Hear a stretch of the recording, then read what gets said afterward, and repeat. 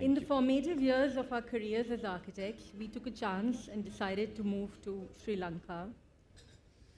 Oh, that's not the right slide, sorry.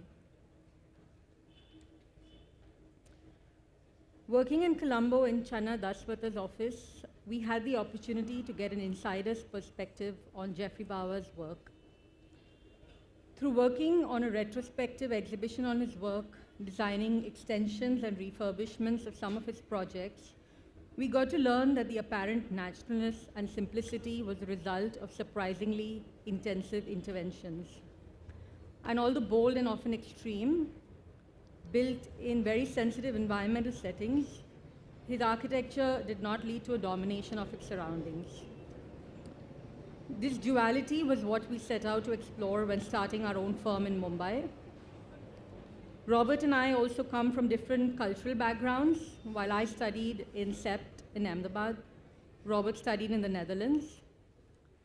Our practice is informed not only by this background, but also our travels together in Sri Lanka and around the world. In our work, the primacy of context and site as the essential generator of built form resonates with the shared learnings at SEPT. In contrast to that, within the Dutch context, landscapes are primarily constructed and manipulated through engineering. A new nature is constructed through technological, economic, cultural, and historical means. In this manner, architecture makes nature anew. Our work often emerges out of the amalgamation of the imaginations of landscape as they exist in these cultures. Buildings are chameleons that merge, sometimes assert themselves, or sometimes disappear within the landscape, creating layers of experience. We can't avoid the fact that building is an invasive activity. We are often fortunate enough to have sites that are full of natural beauty, but surrounded by minimal built intervention. This always leads us to think about what is the approach we should take towards designing in such a setting without harming the natural resources, allowing the built form to coexist harmoniously with the settings, at the same time allow the user to enjoy it to its fullest. It then brings us to ask the question, why is nature often considered to be an unruly force and excluded from architectural interventions? Can nature and architecture coexist as integrated and not opposing forces? Sri Lanka and Bawa's influence on our work has been significant. But we also felt that his architecture lacked an emphasis. It lacked an emphasis on conceptual depth and variety. Beyond citing contextual materialization and essential, almost cinematographic experience, we were looking to create an architecture that could respond more directly and critically to the challenges of today's world. A world where resources are depleting and natural environments are marginalized. India's landscapes, like that of Sri Lanka, are beautiful in so many ways. But its urban peripheries are getting messier by the day. So how do you respond to that? Do you retreat to the comfort of a known architectural language? Or can architecture provide alternatives to forms of urbanization where the object is celebrated? An urbanization of the countryside where clients seem to think that their dream projects could only boost their egos if it dominated their surrounding. Often outrageous examples of design aesthetics imported from a different world, creating alienating invasions in sensitive rural environments. We are currently doing a project in this amazing location in Uttarakhand, with a stunning view of the Himalayan mountain range. Locals, even despite their aspirations for modern materials and a modern life, usually still manage to make sense of what they construct. But when architects are involved, this is what you get. Our first serious commission came after a year of starting our office. Our office was at the time still in the hall of our apartment. This client, having blind faith in us, gave us a push to start our practice. Matthew had a small plot of land in Karjat in the Western Ghats. From the hills, numerous rivers and streams find their way down through an undulating landscape and eventually feeding into the Bombay Bay. The site rises up from a river and flattens at the top. Quite a stunning sight. But as architects, I also feel that we sometimes romanticize nature too much. This is also the same site in April of the same year. It's dry, it's hot, your eyes hurt because of the unforgiving sun. And we, as urban citizens, settling in this landscape, don't know how to deal with that. We often take uninformed steps.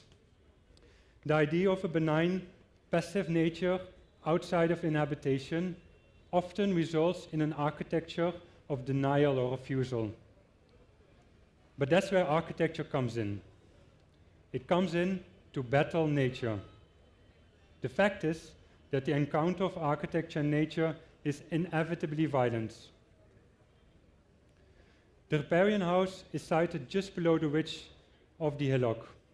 The house almost becomes a cyborg, part natural, part artificial. In a cut in the rock, a box-like volume is inserted to merge with the terrain. We cover the glass box with a large roof with cantilevered edges. The roof allows wild grasses and vegetation to grow over it. What you see gazing down from the top of the hill is just a cover of green. Now, of course, it looks very natural, as if it's always been like this. But building a house inside a hill has obviously involved quite a bit of groundwork, cutting and filling of land and destroying a part of nature in the process. Perhaps not a method you should use when you're trying not to disturb the environment. But the long-term benefits are high. An underground house is kept naturally cool. It reduces the requirement for cooling energy, and nature is allowed to take over after completion and offsets this temporary disturbance. This is an initial drawing we made, an invisible house, just a definition of an edge. A challenge was really to convince the client of the need for the ramp leading into the center of the house, which you see there, the diagonal cut over there. It can rain 4 meters in Karjat annually, so he feared it would become a hazard with chances of it flooding the interior spaces. So it got removed in the second version of the design. It took 7 years to complete the house. 3 years passed in approvals, and midway we had to redesign the project completely to accommodate for more space. But eventually we got the courtyard back in. It was meant to forge a connection with the roof and travel through the interior of the house, extending past the pool onto the landscape. And it ties together terrain and architecture through an experiential movement. But after excavation, we realized that using the found rocks that you see here in the middle of these concrete walls to really carve out a staircase would be more effective. Here you see how the sequence of space evolves from the roofscape to the rock carved steps in the courtyard, the view from the east-facing kitchen, and eventually to the river and the pool beyond. From above, the rigid geometry of the house seems to merge with the contours of the hill to form a hybrid of half-made and half-found landscape. From the other side of the river, the house is intended to disappear in the landscape. The house emerges from walls that are imagined as scars on the landscape that allow interior spaces to relate to it at various levels. Here you see the pool wall emerging from behind the wild grasses. The plantation of drought-tolerant fountain grasses mitigates the transition to a dry landscape in the summer months. It ties the site to the riparian landscape that exists along the river. It really blurs the boundaries between the site and surrounding. The building is made to age and weather, and there's kind of something of the sublime in the violence of the collision between order of geometry and the unpredictability of nature. At the intersection of both, there's a choreographed ruin or decay. It meditates upon the inevitability of time and the forces of nature, within which one can find joy and not mere comfort. The House on the Stream is a project that is founded on a very different kind of conceptual framework. Nature here really becomes the center stage around which architecture revolves. A small stream, although seasonal and temporary, is in this project the central element around which everything revolves. By breaking up the house into two parts and scattering it across the site, the stream becomes omnipresent. We imagine the house more like an organism which most efficiently feeds off its resources and surroundings. Its several limbs reaching out into the landscape, making full use of the views within the site and dramatizing special moments. A beautiful tree, a view of the mountains beyond, or the cascading stream during the monsoon rains. What started out as a Cartesian orthogonal response to the site became deformed and stretched and pushed in. Eventually, the master bedroom and the bathroom is placed on the left top, here on the center island, and the main house on the larger plot of land. A bridge connects the two, the entrance veranda and the master pavilion. And the pool kind of acts as an extension of the stream, and in the summer months when the water is dry, it acts as a substitute for it. The outside and inside shells are distinctly different, and internal spaces are defined with volumes created by the changing thickness of the internal poche. It describes the space between the inside walls and ceilings, the space between the inner and the outer shell.